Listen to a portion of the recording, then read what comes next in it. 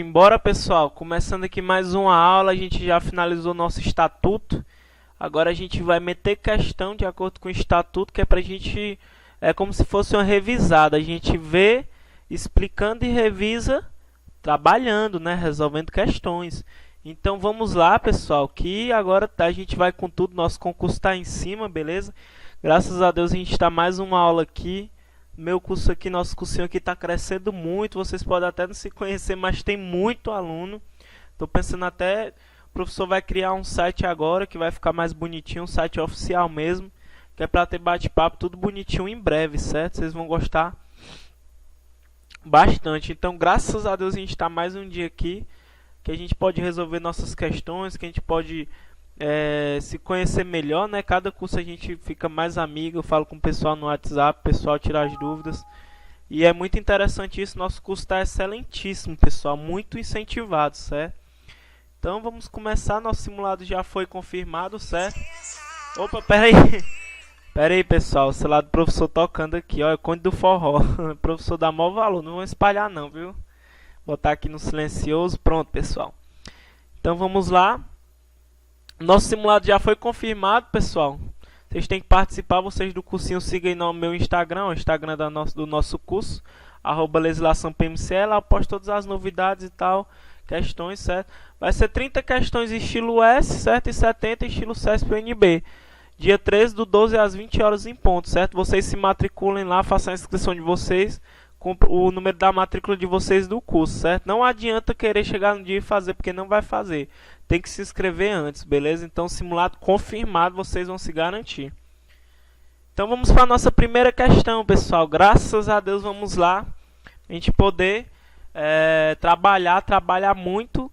Claro, com trabalho eu faço fazer exercícios, certo? Vamos lá.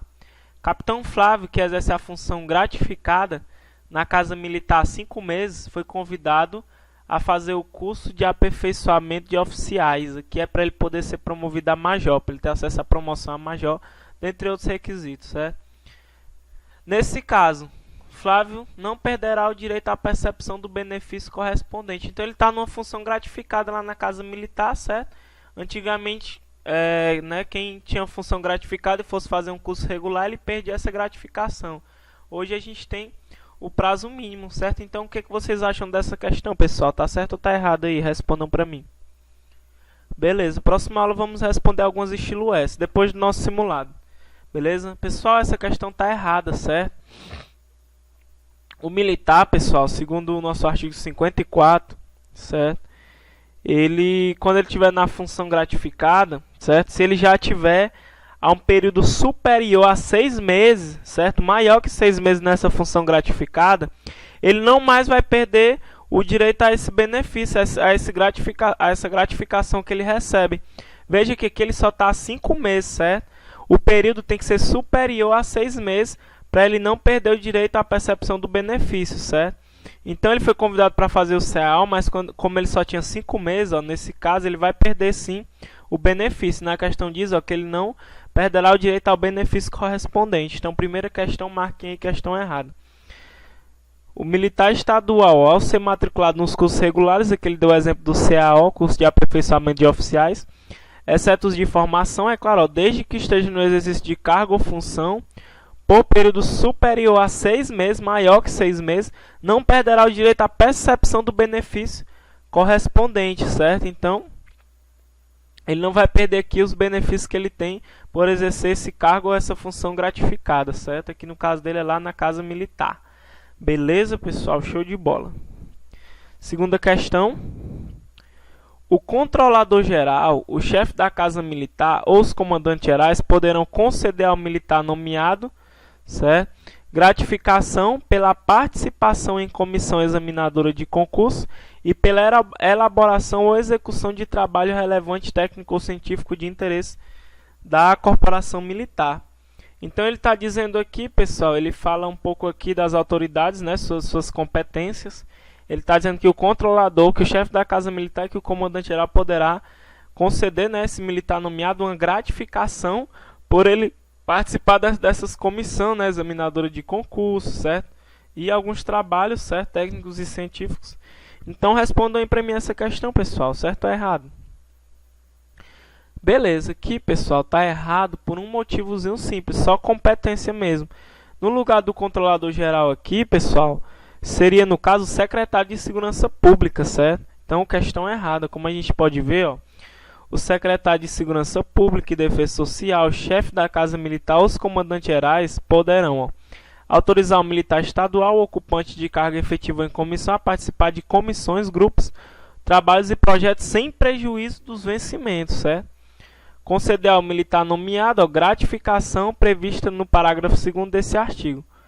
O valor dessas gratificações previsto no parágrafo 2º será regulado por decreto-chefe do Poder Executivo. Então, essas autoridades podem conceder ao militar nomeado a gratificação prevista no parágrafo 2º. O que diz no parágrafo 2º?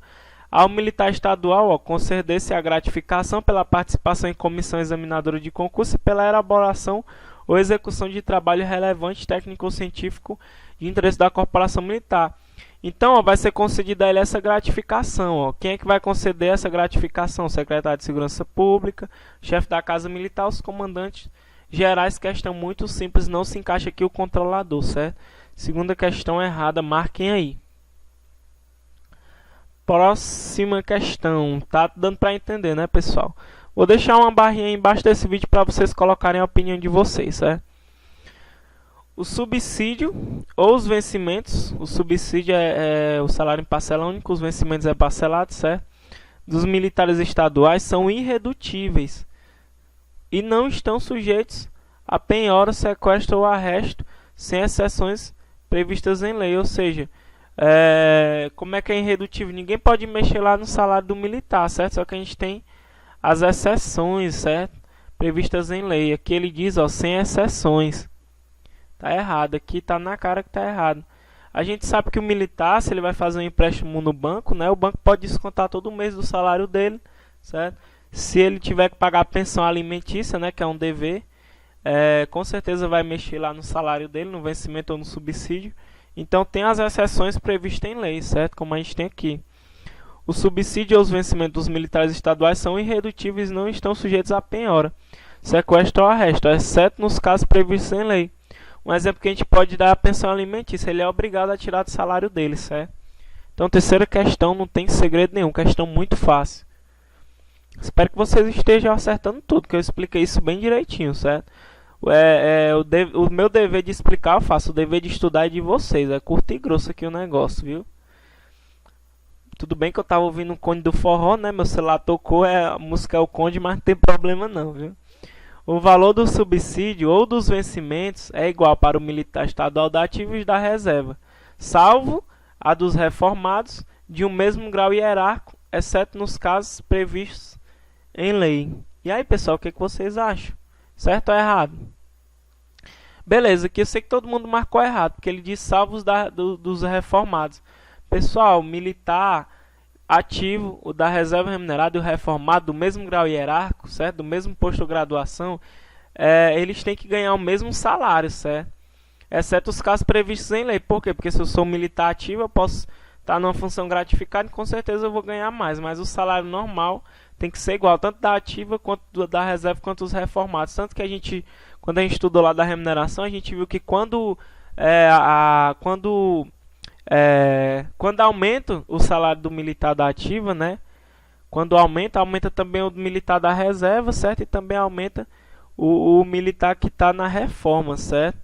Então, tem que se respeitar isso porque está em lei, certo? Quando for, a palavrinha que eu estava procurando, quando for reajustado o salário do militar da ativa, vai ser reajustado da reserva e o dos reformados também, certo? Como a gente tem aqui, no artigo 56, o valor do subsídio ou dos vencimentos é igual para o militar estadual da ativa, da reserva ou reformado, de um mesmo grau hierárquico. Note que tem a palavrinha de um mesmo grau hierárquico. Se for graus hierárquicos diferentes, é claro que não vão ganhar o mesmo salário, é óbvio, né, pessoal? Exceto nos casos previstos em lei, né? Sou militar da ativa, estou numa função gratificada, com certeza eu vou ganhar mais. Eu estou na reserva, eu estou aposentado, eu não vou ter uma função gratificada, certo? Vamos para a quinta, pessoal.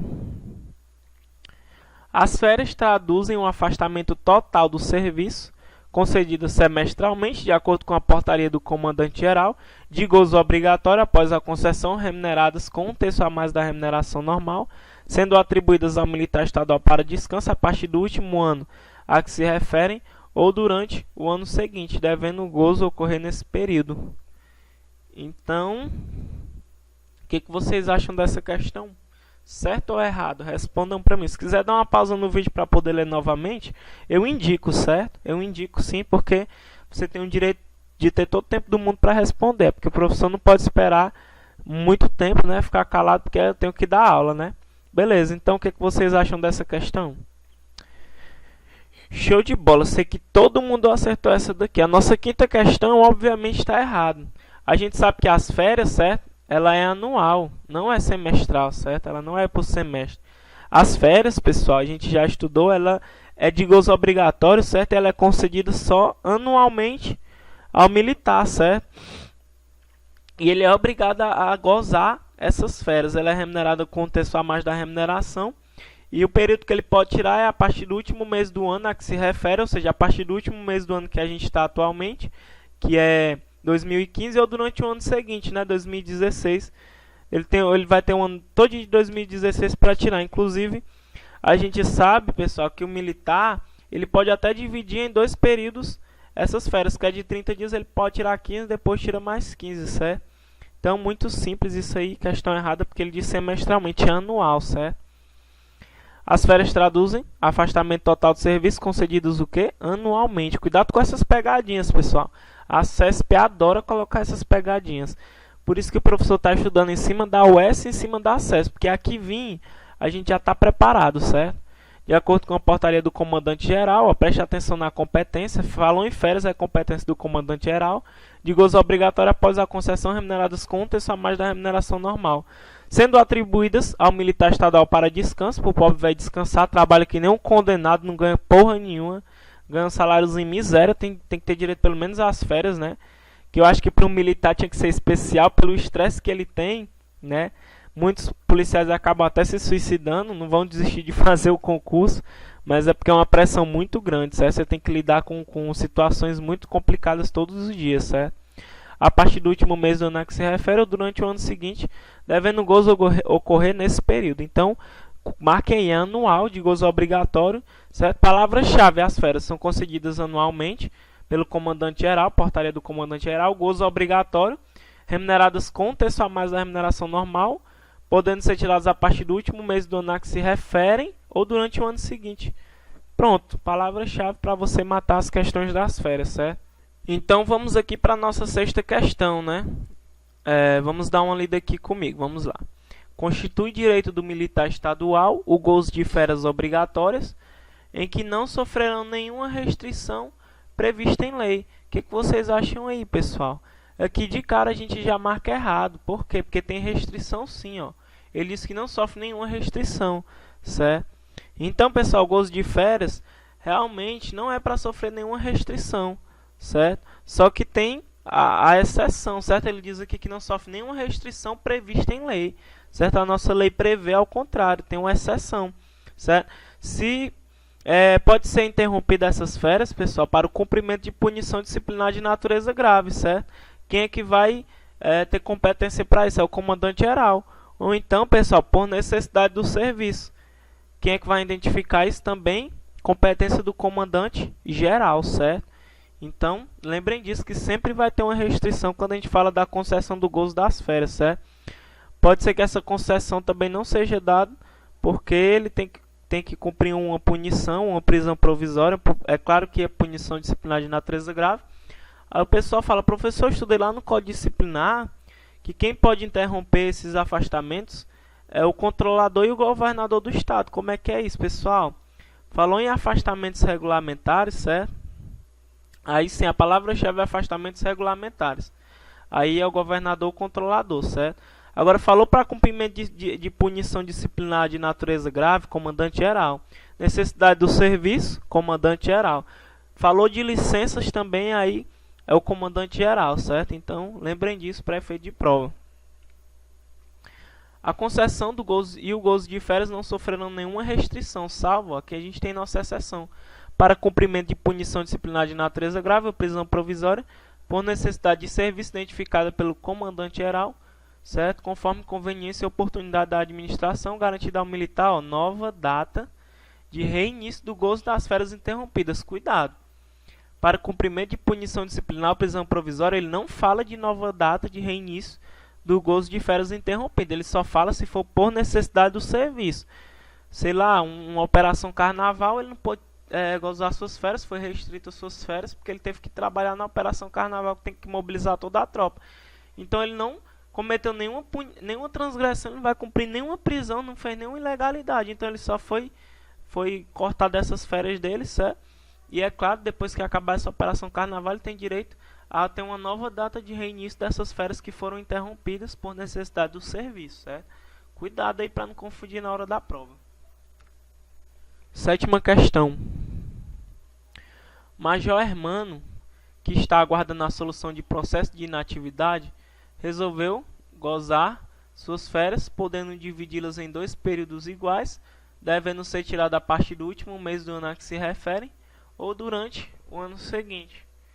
Note, pessoal, que essa questão, ele fala que está aguardando solução de processo de inatividade, pessoal.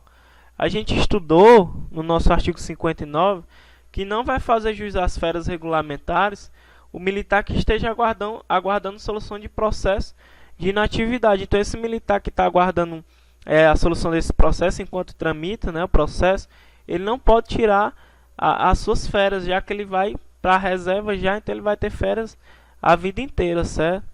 Então aqui ele não pode tirar, certo? Questão errada, certo? Marquem aí, sétima questão, questão errada. Vocês estão vendo que está tudo errado até agora, né? Não fará jus às férias regulamentares o militar estadual que esteja aguardando a solução de processo de inatividade. Até porque a gente sabe que ele espera 90 dias, né, para pedir, né, para solução do processo. Só que se passar desses 90 dias, ele vai aguardar em casa, certo? Ele não vai mais trabalhar, vai se afastar, vai ficar na condição de agregado, que a gente já estudou, certo? Então, por isso que ele não pode tirar essas férias, porque ele ia ganhar 1/3 a mais da remuneração, sendo que ele já ia estar esperando em casa. Então, não faz juiz às férias esse militar que está aguardando solução de processo de inatividade. Vamos para a próxima questão. 8ª. Segundo prescrição da legislação estadual vigente, o aluno soldado Tiago, que ainda está no curso de formação, já tem direito a gozar suas férias. Então ele está dizendo aqui, pessoal, que esse aluno soldado Tiago ainda está lá no curso de formação de soldados, é aluno soldado ainda, certo? E está dizendo que ele já tem direito a gozar suas férias. Primeira questão que está correta aqui, pessoal. Segundo a legislação vigente, que é o nosso estatuto, ele diz sim que o militar, certo, que está em curso de formação, ele já tem direito às suas férias, certo? Se vocês forem, eu esqueci de colocar aqui, na verdade eu coloquei aqui 20 questões para a gente responder, só que de uma hora para outra meu computador desligou de uma vez e o PowerPoint só salvou até a 8ª, infelizmente. Então nossa aula vai ter que acabar por aqui, amanhã eu passo o restante. Eu já tinha elaborado todos e agora eu vou ter que fazer de novo, beleza? Dei um apagão por aqui, aí só salvou até a 8ª, o PowerPoint eu não me liguei.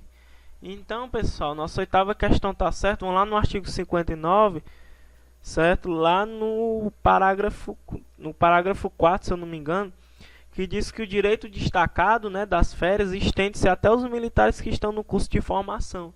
Aí, como o aluno pergunta, professor, mas não é só 6 meses?